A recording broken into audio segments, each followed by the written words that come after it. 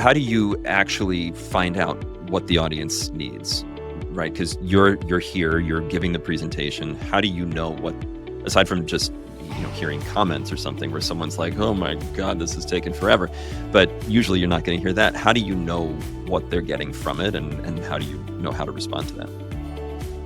When possible, know who your audience is, right? So you know the purpose or desired outcome of a presentation. So let's just start there as baseline.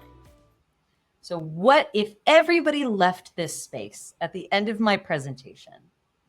What do I presume would allow them to feel complete and like this is a valuable use of their time? And I'll say that is not having 37 items of data to now review. Right. Right? It's about having a clear point of view, a clear action item, a clear overarching vision, or a clear and established purpose where everybody feels like they now know how to contribute. That is how an effective presentation will end. So when you're presenting, it's not about did they like it? Is this a data point relevant to them? It's about looking for those nonverbal cues of agreement, acknowledgement, and engagement. So you can look for things like head nods. You can look for things like taking notes. You can actively engage and interact with your audience.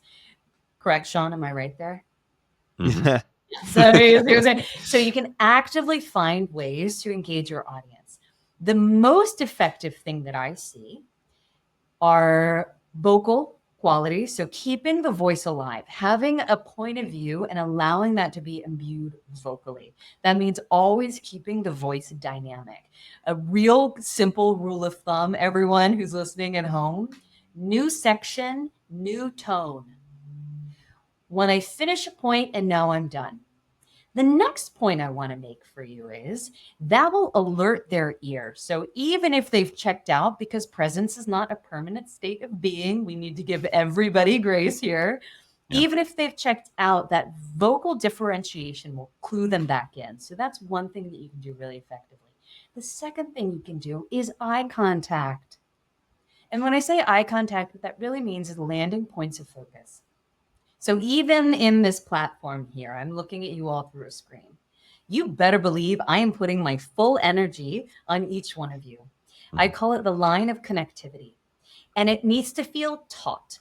So it should feel like I am keeping you think about a kite, it's flying in the sky and it's like, whoa, whoa, whoa, whoa, whoa, but you've got it really anchored solidly on the spindle. That is how you want your audience to feel.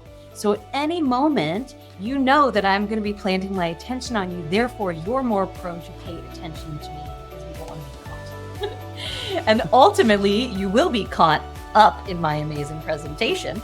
But really, it's about really keeping everybody engaged as if we are all part of the same conversation, even if it feels unidirectional.